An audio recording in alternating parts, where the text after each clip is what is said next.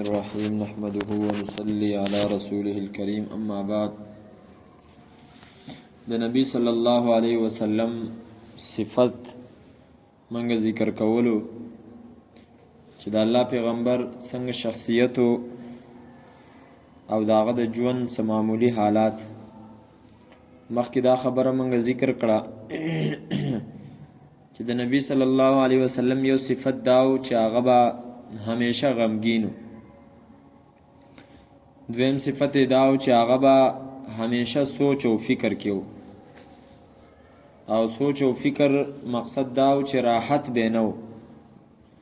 یعنی بیغمه بنو ځنې خلک یې کنه هغه بس د هر څه نه چې نو بیغمه د الله پیغمبر به بیغمه کېدو نه خامخا بس فکر وسو کله د یو ملګری فکر کله د بل ملګری کله د یو جنگ غم کله د بل جنگ غم کاغه بنو نو د مدینه منورې د حالات او غم به ورسره دغه نګي نوی نوی احکامات به نازلېدل پاغي باندې خلق پوی کول داغه سوچ او فکر به سره کېدو او د الله پیغمبر د سينو چیرې چا څه وکړه نو وکړه هغه د انسانو چې کدا هغه مخې ته ښه کار کېدو نو هم د هغې په باره کې وینا په کار و چې دا ښه دی که ناروا کار به کېدو نو هم د نبی علیه صلات وسلام ذمواري وه چې دا کار چې دی نو منع کړي او د هغې په باره کې دا ووایي چې دا کار چې دی نو ناروا دی او که د نبی علیه صلات وسلام د یو کار په باره کې به خاموشي وشوه او نبی علیه صلات وسلام به د هغې په باره کې دا ونه ویلې چې دا کار ښه دی او یا ښه نه دی نو هم د امت د پاره به د هغه کار په باره کې د نبی علیه صلات وسلام دا سنت معلومېدو چې یاره دا د الله د پیغمبر مخې ته شوی دی لہذا د دې مطلب دا دی چې دا کار جایز دی نبی علیه صلات وسلام یو شی خوړلی دی نو دا مطلب یې دا چې دا حلال دی نبی علیه صلات وسلام یو شي نه چې دی نو کرکه ښکاره کړې ده نو د دې مطلب دا دی چې دا شی چې دی نو ښه نه دی دای فرمایلی چې دا شی چې دی نو حرام دی نو هغه حرام دی نبی علیه صلات وسلام په دسترخوان باندې کوم شی خوړلی شوی دی او د هغې نه نبی علیه صلات وسلام چې دی نو کرکه کړې ده نو په هغې کې هم ځینې علما کرام فرمایي چې دا شی جایز نه دی او په کار نه ده چې هغه وخوړلی شي که څوک یې خوري صرف دومره ده چې جایز خو دی خو لکه خوراک یې ښه نه دی د نبی علیه صلات وسلام په باره کې په مخامخ یوه معامله د خلکو په منځ کې شوې ده نو هم د نبی علیه صلات وسلام ذمواري جوړېدله چې هغې په باره کې دا ووایي چې دا جایز دي او که دا جایز نه دي یو سړی نبی علیه صلات وسلام خواله راغلی دی نبی علیه صلات وسلام ته ویلي د الله پیغمبره ما د خپل زوی ته چې دی نو پلانکي ځای کې باغ دی هغه باغ مې ده پسې لیکلی دی یعنې دله مې ورکړی دی د دغه سړي چې دی نو دوه درې بیبیانې وي نبی علیه صلات وسلام ته تپوس وکړو تا په خپل اولاد کې دغسې باغ ټولو له ورکړی دی که نه صرف دله دی ورکړی دی هغه ویل د الله پیغمبره صرف دله مې ورکړی دی نورو بچو له مې څه نه دي ورکړي نو نبی علیه صلات وسلام هغه په باره کې وفرمایل چې د دې سړي په دې باغ باندې او دته په دې باغ ورکولو باندې بل کس ګواه که زه په دې باندې ګواه نه جوړېږم نو دا هم د دې خبرې دلیل و چې یاره دا کار نبی علیه صلات وسلام په مخ کې شوی دی ټیک د جایز خو دی ځکه نبی علیه صلات وسلام هغه منع نه کو خو نبی علیه السلام په خپله بې ګواه جوړ نه شو چې زه بې ګواه یم چې دا باغ تا دله ورکو علماء کرام ذکر کوي چې نبی علیه السلام په خپله بې ګواه جوړ نه شو نو مطلب دا دی چې دا کار ښه نه دی یو زوی له چې کوم دی نو ته یو شی ورکې او نور زامن پرېږدې نو خامخا ستاسې به د نورو زامنو په زړه کې چې دی نو نفرت پیدا شي کرکه او بغض به سره پیدا شي چې یاره آخر منګه خو نو ولې دا یو خاص کو نو ګوره د خبرې مقصد دا و چې نبی علیه صلات وسلام به همیشه فکرمند و بېغمه به نه و وګوره دا څومره حالات به د نبی علیه السلام مخې ته کېدل په دې یو حالت کې نبی علیه صلات وسلام چې دی نو هغه خاموشه نه دی پاتې شوی څومره ګرانه ذمواري وه د نبی علیه السلام چې د هر چا ښه ته ښه ویل د هر چا بد ته بد ویل او د هر چا ناروا چې کوم دی نو چې کوم ښه کار نه دی هغې ته ناروا هم نه ویل خو د هغې صفت هم نه کول دا ټولې ذمهوارۍ نه وي د هغه، د دې وجې نه د هغه راحت او آرام نه و، بېغمه نه و. نبی علیه صلات وسلام به چې دی نو زیات وخت خاموشه پاتې کېدو او ډېرې خبرې به یې نه کولې، ضرورت به نه و. هلته به نبی علیه صلات وسلام چې دی نو خبرې نه کولې. لا یتکلم فی غیر حاجة، حالانکه د الله د پیغمبر خبرې خو انتهایی قیمتي خبرې وي. څومره قیمتي خبرې وي نبی علیه صلات وسلام خبرې د قرآن کریم د الفاظو نه پس د عربۍ چې کومه د الفاظو مرتبې دي په هغې کې اول نمبر د الله کتاب دی، دویم نمبر چې کومې اعلی خبرې دي چې هغه په قانون د عربۍ باندې زیاتې چې کوم دی نو هغه صحیح دي، او دغه رنګې د فصاحت او د بلاغت او د خوند نه ډکې خبرې دي، دا د نبی علیه صلات وسلام. خو د هغې نه باوجود بس د ضرورت نه زیاتې خبرې به نبی علیه صلات وسلام نه کوي. لا یتکلم فی غیر حاجة، چې نبی علیه صلات وسلام به کله خبره کوله نو خبره به چې کوم دی نو په پوره او په ډکه خوله باندې کوله، داسې په اشارو به خبرې نه کولې. لکه ځینې خلک یې دا خبرې کوي اوښکي ورته کله یو طرف ته بوځي او کله بل طرف ته بوځي او کله ته خوله چې دی نو کږه را کږه کي، داسې به نه وه. په پوره ډکه خوله باندې به نبی علیه السلام خبره کوله او خبره به چې کوله نو هم داسې خبره به وه چې غوټه خبره به وه. ځینې سړی خبره کوي اوږد تقریر وکړي، سړي ته پته ونه لګي چې هلکه دا د دې شي صفت کوي که دا چې دی نو بدي بیانوي، دا څه وایي د دې په باره پته یې نه لګي. خو د الله د پیغمبر علیه صلات وسلام چې کومه خبره به وه هغه به بالکل غوټه خبره وه، چې یوه خبره به وکړه نو هر څه به واضحه شو چې د دې په باره کې نبی علیه صلات وسلام وایي چې دا وکئ یا مه کوئ، دا به چې نو خلکو ته پته لګېدله. یو صفت دا صفتونه خو مخکې موږ ویلي، بل صفت ذکر کوي لیس بالجافی ولا المهین. نبی علیہ الصلوۃ والسلام چې دی نو په صفت کې جافی ټکی راځي، په عربۍ کې دا جافی ټکی چې کوم دی نو د هغه کس دپاره راځي چې هغه سړی چې دی نو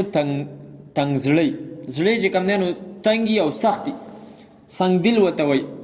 نو نبی علیہ الصلوۃ والسلام سنګ دل نه و، یعنې داسې نه و چې د هغه په خوی کې سخوالی و، نه چې دی نو په ماشوم باندې شفقت پیدا کېدو، نه په بوډا باندې، نه په ضعیف او په کمزوري باندې، داسې نه و. بلکې نبی علیه صلات وسلام به په ماشوم باندې هم خفه کېدو، په کمزوري باندې به هم خفه کېدو، په ضعیف او په بوډا باندې به هم خفه کېدو. د هغو دپاره امت ته چې دی نو حقوق ښودلي دي چې تاسو د مشرانو چې دی نو تعظیم کوئ، عزت کوئ، په کشرانو باندې چې دی نو شفقت کوئ. د دې هر یو حق چې دی نو بیان کړی. د مشر په باره کې ویلي دي چې د یو قوم مشر راشي ستاسو خاله نو د هغه مشر د هغه د شان مناسب چې دی نو تاسو عزت کوئ. د هر یو کس مرتبه دا به د الله پیغمبر چې دی نو علیه صلات وسلام پیژندله. داسې به نه وه چې یو سړی دی د قوم نه مشر دی او د هغه سړي چې کوم دی به نبي علیه السلام عزت نه کوو، د عامو خلکو په مخ کې به بې عزته کولو، نه داسې به نه وه. د دې وجې نه ابو سفیان رضی الله عنه چې هغه په اول وخت کې کافر و، د نبی علیه السلام په خلاف باندې چې دی نو جنګونه هم کړي دي، خو دا چې کله د مکې مکرمې فتح کېدله نبی علیه صلات وسلام هغه له څومره مقام ورکړو. دا یې وفرمایه چې څوک د ابو سفیان کور ته داخل شو هغه له امن دی.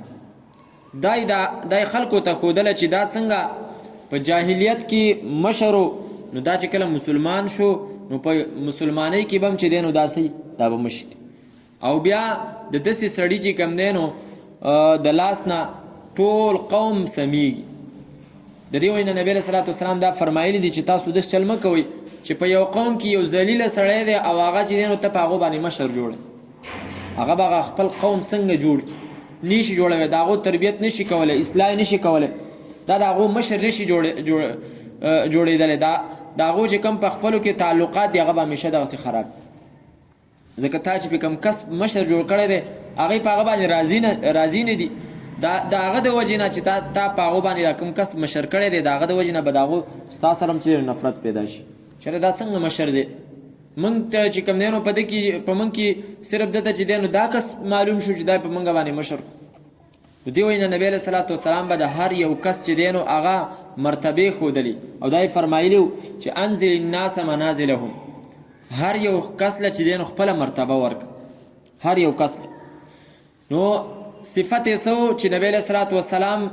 سنګدل نه و، د زړه نه چې دی نو سخت نه و، د خوی نه چې کوم دی نو سخت نه و. خو ځینې سړی داسې چې هغه د خوی نه ډېر نرم وي، دومره نرم وي چې خلک ماشومان هم بیا د هغه پسې چې دی نو شاته چغې وایي، او دغه رنګې لیونیم پسې چې کوم دی نو خبرې کوي، سپک یې ګڼي سپک. نو نبی علیه صلات وسلام په باره کې راځي چې داسې نه و. ولل مهیني، ټیک ده د زړه نه نرم و، خو چې کله به نبی علیه صلات وسلام د خلکو مخې ته شو او خاموشه به د ډېر رعب د وجې نه به چا د هغه څه خبرې نه شوي کولی. ځینې سړی که نه دومره آزادي چې هغه سره هر یو کس چې دی نو که ماشوم وي که غټ نو هغه سره خبرې کوي، ګپ هم ورسره لګوي. او تاسو ته پته کله کله سړی ډېر ګپ د یو ماشوم سره لګوي که نه، نو بیا دا د ماشومانو دپاره هسې ټوقه جوړه شي، او بیا داسې شي کله کله چې دا د ډېر د عزت په ځای کې د ده دومره بېعزتي وشي دغه ماشومانو د وجې. نبی علیه صلات وسلام چې زړه نه سخت نه و، نرم و، خو دومره نرم نه و چېرې رعب یې نه و او خلکو له چې کوم دی نو په هغه پسې چې دی نو په ډک مجلس کې چا پسې ټوقې کړي یا یې چا بېعزتي کړي، داسې نه و. بلکې هغه به چې کله ناست و خلک به چې دی نو د هغه د رعب د وجې نه چا به خبرې نه شو کوي. خو چې کله به ورسره چا خبرې شروع کړي نو بیا به چا دا نه محسوسوله چې یاره دا نبی علیه صلات وسلام چې دی نو دا لکه زموږ نه غیر دی، یا یو داسې شخصیت دی چې موږ د ده سره خبرې نشو کولی. نه بیا به ورسره ښه آزادې خبرې کولې. حضرت عمر رضی الله تعالی عنه د نبی علیه صلات وسلام سره په یو ځای کې څومره سختې خبرې کړي. حضرت عمر فرمایي د هغې د دغې سختۍ د وجې نه بیا ما وروسته چې دی نو څومره سوچ به مې کول، خندا به راله چې عمره تا د نبی علیه السلام سره داسې چې دی نو خبرې کولې د الله پیغمبرو. یو ځل عبدالله ابن ابی ابن سلول منافق چې کله مړ شو، نبی علیه صلات وسلام خواله کسان رال چې پلانکې خو مړ شو، نبی علیه صلات وسلام صحابه کرامو ته ویل راځئ جنازه ولکو. نو چې کله لاړ حضرت عمر فرمایي مسند احمد کې روایت دی، نبی علیه صلات وسلام جنازې کټ سه ولاړ دی، زه رالومه د نبی علیه السلام مخې ته ودرېدومه دغه شان ته. ما ورته ویل د الله پیغمبره ته د دې سړي جنازه کې ستا په کور والا باندې چې دی نو تهمت لګولی دی، څنګه وله جنازه کې ورته په قار باندې لګویم. بیا ورته وایم د الله پیغمبره ته د دې سړي جنازه کې په پلانکي وخت کې چې کوم دی نو د ستا په باره کې سپکه چې دی نو ژبه خوځولې ده، دا ویلې دي چې دا ذلیله خلک دی، دا صحابه ذلیله دي او موږ عزتمند یو، څنګه د جنازه کې په قار ورته لګویم. په پلانکي وخت کې چې دی نو احد ته موږ روان او د لارې د منځ نه چې دی نو دومره کسان 300 کسان را واپس کړل او زمونږ لښکر یې چې دی نو 2 ځای کو او ته د ده چې دی نو جنازه کې او په غوسه کې ورته لګېم. نبی علیه صلات وسلام زما سینه چې دی نو په لاس باندې داسې وواله، ما ته ویل عمره شاته شه، زه الله تعالی نه یم منع کړی د جنازې، بس شاته شه. حضرت عمر فرمایي دا خو د هغه بل مقام، خو حضرت عمر فرمایي چې بیا به ما وروسته سوچ کولو زه به دومره حیرانېدومه چې عمره ستا د زړورتوب ته وګوره چې ته د نبی علیه صلات وسلام د الله پیغمبر دی او ته د هغه په باره کې داسې خبرې او د هغه مخې ته د ټولو خلکو په مخ کې ورته لګوي. خو حضرت عمر رضی الله تعالی عنه فرمایي چې لږې ورځې تېرې شوې بس بیا آیتونه را نازل شو او الله تعالی وفرمایل چې پیغمبره چې کم منافقان دي او دا کله مړه شي مردار شي نو د یو په قبر باندې ودرېږي، جنازه به وله نه کړي، د دعا دپاره به د هغه د قبر خواته نه ودرېږي. دا خو د حضرت عمر خپل مقام و. خبرې مقصد دا و چې نبی علیه صلات وسلام د ژبې نه بدژبې نه و، د زړه نه سخت نه و، خو داسې نه و چې یاره خلکو لاسې ټوقه جوړه شي، نه باروبه انسانو، لیس بالجافي ولا المهین. بل صفت د نبی علیه صلات وسلام دا و یعظم النعمة وان دقت، د الله د نعمتونو تعظیم به کو، احترام به کو، اگر که هغه نعمت به وړوکی و خو دا و چې د هغه د نبی علیه صلات وسلام په نظر کې به هغه ډېر لوی سپک بیا ورته نه کتل. ځینې خلک یې که نه د نعمتونو ناشکري کوي، نبی علیه صلات وسلام د نعمتونو ناشکري به نه کوله، نعمت ته به چې دی نو د احترام په نظر باندې کتل او د هغې شکریه به ادا کوله. لا یذم منها شیئا، د هیڅ یو نعمت بدي به نه بیانول. په دې کې زموږ دپاره هم چې دی نو غټ سبق دی چې الله تعالی دا ټول نعمتونه د الله تعالی دي، چا باندې الله تعالی ډېر نعمتونه کړي، چا باندې لږ نعمتونه کړي، نو هیڅ نعمت هغې ته به سپک نه ګورو. دویم دا چې د هیڅ یو نعمت بدي به نه بیانو، یاره دا زه روټۍ خورم دا داسې ده او دا داسې ده او پلانکې خوري هغه داسې ده او هغه داسې ده، دا چې دی نو د نعمت بې احترامي ده، دې ته دا سپک کتل دي. خو ګوره یو صفت د نبی علیه صلات وسلام دا و چې ټیک د نعمت بدي به نه بیانوله خو ځینې خلک داسې چې هغه د دې ځینو خوراکونو دومره صفت کوي که نه چې خلکو ته دا معلومه شي چې یاره دا خو هسې خېټه ده په د کار چې دی نو خېټه بس دا کباب داسې دي او دا مرچ پکې داسې واچي او داسې یو نبی علیه صلات وسلام داسې نه و غیر انه لم یکن یذم زواقا ولا یمدحه د خوراک چې کوم شی و د څکلو چې کوم شی نه و نه به ولا داسې چې کوم دی نو بدي بیانوله او نه به دومره چې دی نو ولا صفت کو چې خلکو په نظر کې به دا راتلل چې د نبی علیه صلات وسلام لکه د ژوند مقصد دغه خوراک دی داسې بیا نه کوله نو دا ډېر لوی صفت دی چې په دې باندې به نبی علیه صلات وسلام ډېره توجه دې ته نه کوله نعمتونو طرف ته به ډېره توجه نه کوله ولا تغضبه الدنیا د دنیا شیینو به نبی علیه صلات وسلام نه غوسه کولو ولا ما کان لها او د دنیا سره تړلي چې کوم څه وو نو په هغې باندې به هم نبی علیه صلات وسلام نه غوسه کېدو که چېرته به د دنیا یو کار د نبی علیه صلات وسلام په مخ کې چا وران وکړو خیر دی ځای زده به کړي د نبی علیه صلات وسلام سره تړلي شیونه به د دنیا د دین نه او هغې به چا چې دی نو هغې کې به کمی وکړو نبی علیه صلات وسلام چې نو د هغې په باره کې څه نه ویل حضرت انس 10 کاله خدمت کړی حضرت انس فرمایي چې یوه ورځې په دې 10 کالو کې ما ته چېرته دا نه ویلي چې انس تا دا کار چې دی نو داسې کړی دی ولې دې کړی دی یا دې داسې نه دی کړی نو ولې دې نه دی کړی دا ولې ما ته چې دی نو نه ویلي صلی الله علیه وسلم